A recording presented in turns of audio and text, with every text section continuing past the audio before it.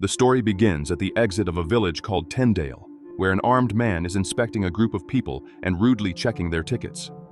The last person in line is Janet Oates, who is with her son William and the baby Chris. She hands 2 tickets to the man, but he demands 3, blocking her passage upon seeing that she doesn't have them. Her despair does not move him, and the only option is to hand the children over to her neighbor Olivia, asking her not to let her children return there ever again. Janet is in tears as they leave, and she risks taking a step over the line on the ground. Seeing that nothing happens, she continues to advance until she falls to her knees. Before her, something beastly casts a shadow that covers her face and begins to snarl with rage. Time passes, and the boys grow up not knowing much about their past. Will is an incurable dreamer who became a failed artist, while Chris is completely focused on his career. These differences cause a lot of friction, and the only person who can keep the peace between the brothers is Chris's wife, Britt. With Olivia's death, the brothers receive a box of memories, but Chris barely pays attention to it. He is eager to leave, as he has received a job offer in New York. Unlike him, Will insists on examining the items in the box, including a revolver and a videotape. The label says it's the movie Casablanca, but in reality, it's a home video showing an event in the square of a place called Tendale. Britt arrives when Will is comparing Janet's image with one of the photos he found in the box. By the date on the back, it's easy to deduce who the 2 children in the photo are, which means that woman is their mother. The discovery inspires Will to try to find their parents, and Britt also becomes excited about the trip, but Chris is not impressed at all. He says he doesn't want to meet those who didn't want to take care of him, and besides, the trip might delay his move to New York.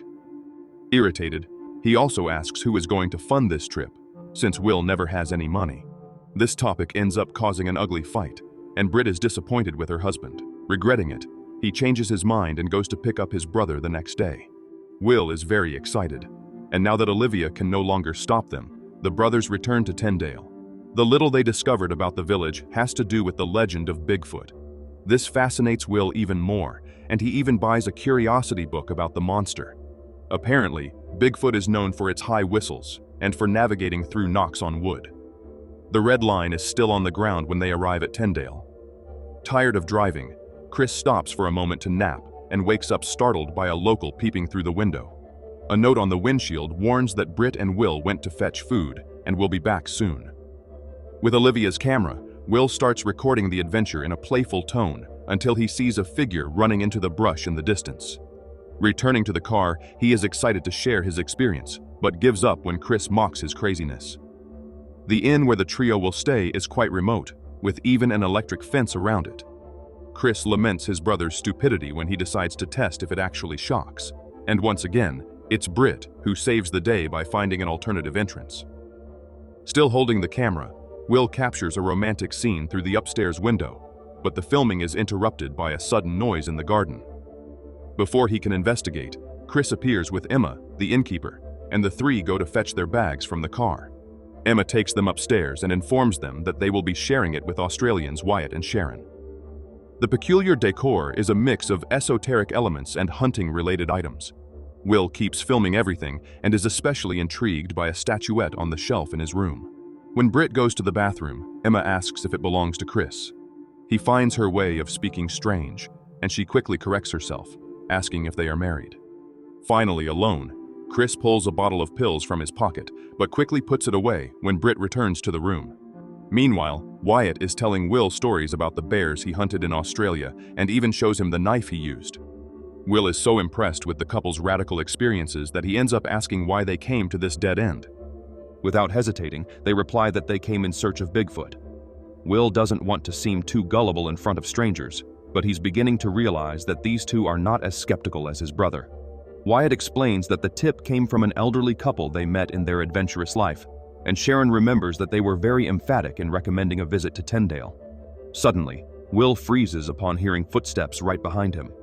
Wyatt's expression also changes as he tells Will to stay still, carefully opening the knife at the same time. Then Wyatt counts to 3, and a man named Pete approaches Will from behind and gives him a big scare. Everyone bursts out laughing, and Will is still recovering from the prank, indignant. Pete informs them that the car is at the gate, and they need to leave soon to reach the trail on time. Suspecting they are going to an event called Bigfoot Stakeout, where tourists travel the paths with the most recorded sightings, Will follows Pete to try to tag along. He stumbles over his explanation of how he ended up there and ends up mentioning the videotape. Pete seems interested in this part and says he will only take him to the Bigfoot stakeout in exchange for the tape. Will agrees, but can't find it amidst the luggage, and Britt says it must be in the car. Chris feels relieved when his brother runs out to check, as he had interrupted his fun with his wife. Outside, Sharon begins to complain and confesses to Wyatt that this Bigfoot talk sounds like nonsense, but he becomes irritated with her lack of adventurous spirit. Again, Pete arrives dramatically, startling Wyatt by appearing out of nowhere at the window. The Australians ask if Will has given up on going, and Pete says he'll stay for the next time. Not knowing the expedition has already left, Will is still rummaging through the car for the videotape. It is then that the door suddenly slams shut, as if someone had slammed it from the outside. He talks to himself for several minutes, discarding various rational explanations until concluding it must have been some monster. Even so, he decides that the best option is to get out of the car, because you only live once, and girls like a man with scars. All this bravery wavers when he sees how dark it is in the garden and how much brush is around. He nearly has a heart attack when Emma appears beside him and asks if he's all right. After all this excitement, Will doesn't notice that he left the headlights on. While Emma escorts him back to the safety of the inn, the Australian couple is already regretting the whole idea. The walk through the forested area is very arduous, but Pete assures everyone it will be an unforgettable trip. The next day, Chris finds his car in total disarray and also sees that the battery is dead. Luckily, Emma agrees to give the guests a ride to the village itself. Hearing the brothers' story, she predicts that the investigation won't take long as Tendale has about 60 inhabitants. Pete is sitting at the wheel when he sees Emma making the turn and decides to follow her. We see that the Australian couple is no longer with him, but there is a bulky object wrapped in plastic bags in the back of the pickup truck. The brothers decide to split up to optimize the search, covering the area of the village from the outside in. Thus, Emma leaves Chris and Britt at one point, and then takes Will a little further ahead. In this stretch where the two are alone, he talks a bit about losing Olivia and confesses that it's hard to have only Chris as family, especially since the two don't get along very well. When the conversation gets too emotional, he starts making jokes about Bigfoot, but notices that Emma becomes a little uncomfortable with that subject. After Will gets out of the car, she takes a radio and talks to Pete, informing him that everything is still fine. On the other side of the village, Chris and Britt are beginning to get accustomed to the gruffness of the locals. No one lets Chris finish the first sentence before slamming the door in his face. Will also doesn't have much luck until he arrives at the barber shop, where Hank and his assistant Curtis are. Upon hearing Olivia's name, Hank seems to lose focus and cuts his finger with the razor. Quickly disguising it, he swears he has never heard of those people. Then Will asks about the macabre statuette he saw in several different places. Hank says that it is part of local folklore and represents the wild man. The village was founded long ago, and there were many indigenous people in the area. The inhabitants began to distrust them when there was a wave of disappearances in Tendale. Every person who went missing had their house marked with red paint, and the natives blamed a mythical being, the wild man. Until one day the population grew tired of believing them, and the entire village was massacred. Shortly after, the wild man returned and took half of the village away. When Will asks where they went, Hank asks Curtis to bring a map. In the street, Emma is waiting for the trio at the agreed spot while talking to Pete. He is watching the tape and says there's nothing special in the footage. When everyone returns to the car, Will announces a change of plans and points to the destination on the map, saying he wants to camp at that point in the forest. With a confused expression, Emma takes the trio there and agrees to come back to pick them up the next day. As soon as they enter the forest, everything starts to go wrong, and even the map seems faulty. Chris loses patience with his brother again and blames him for everything.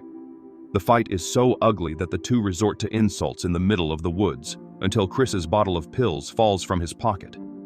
Britt is very sad to see that he is using that to calm down and didn't even think to tell her. He swears he doesn't need it and empties the bottle right there, throwing everything away. However, now the damage is done, and she doesn't even want to share the tent with him anymore. The two brothers are forced to stay together in the other tent, but they end up laughing after a few drinks. In the middle of the night, Britt shakes Chris awake and says there's something outside. She has been hearing knocks on wood, always 3 at a time. Besides that, Will isn't inside the tent anymore.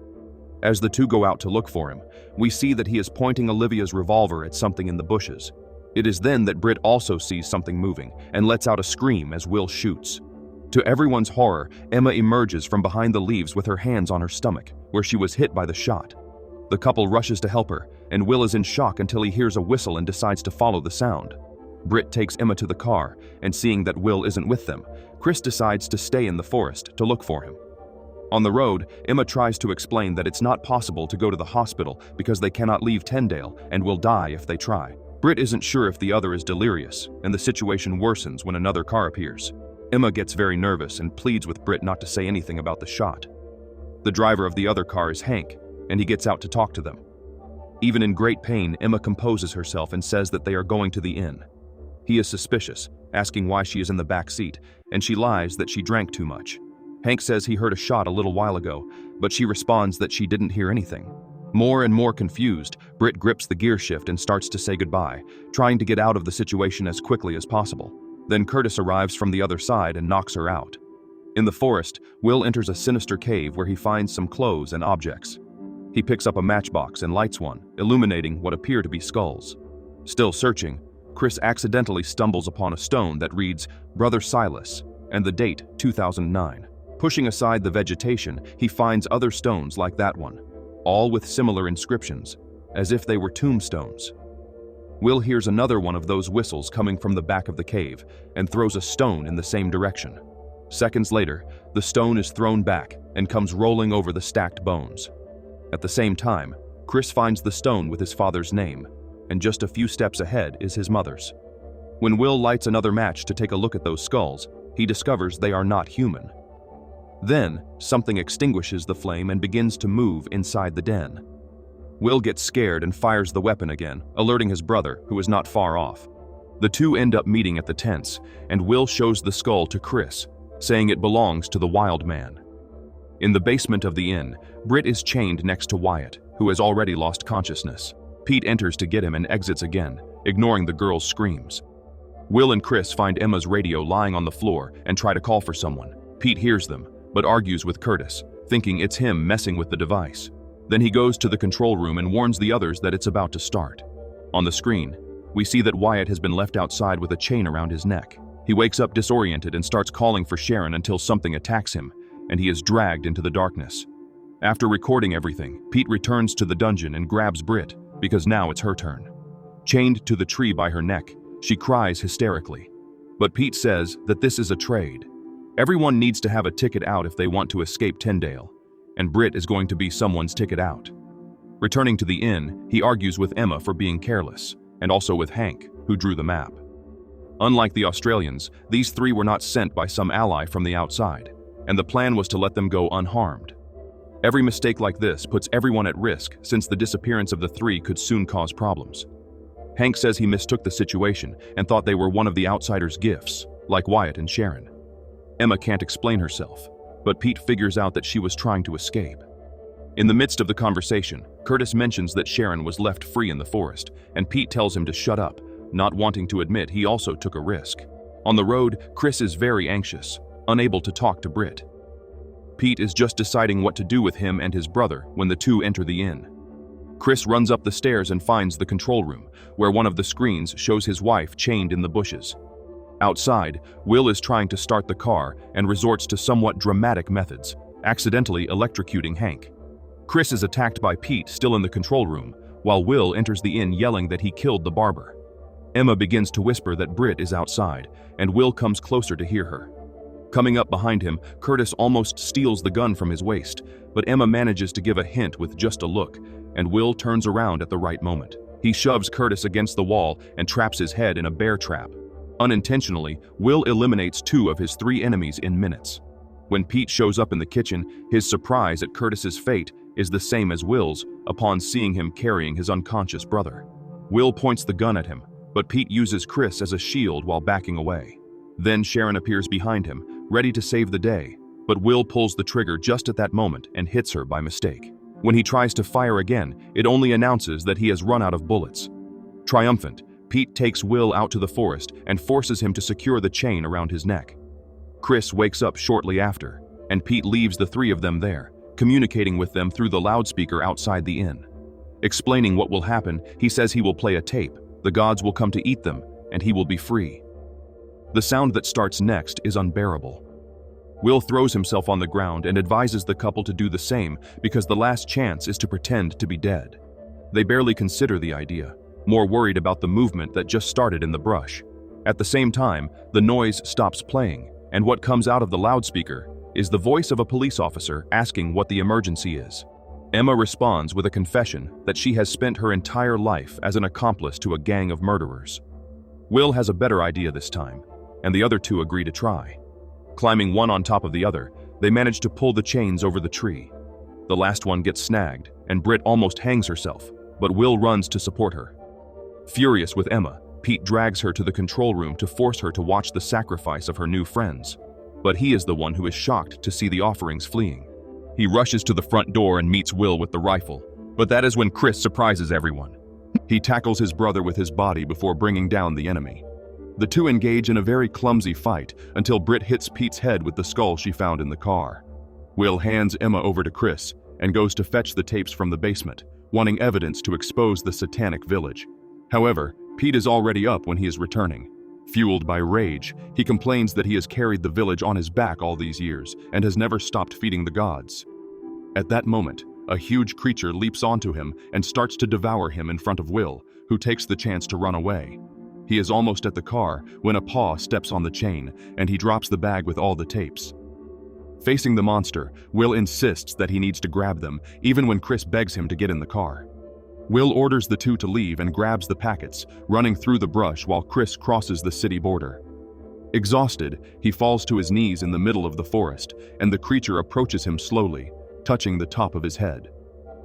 In the nearest town, the sheriff treats Chris and Britt as suspects, not believing their account. He laughs at the skull they brought, doubting its authenticity, and says he sent a team to the village just in case. Both Britt and Chris recommend that he pull his men out of there as soon as possible, but the sheriff interprets this as yet another ploy to avoid guilt. In Tendale, a policeman named Bill goes after the little dog Maggie that has just run off into the brush. He finds a radio lying on the ground, and when he goes to pick it up, he gets his hand stuck in a trap. Then the sheriff calls Bill on the radio, and the response is screams of horror, along with a monstrous voice that says, "Get out of here."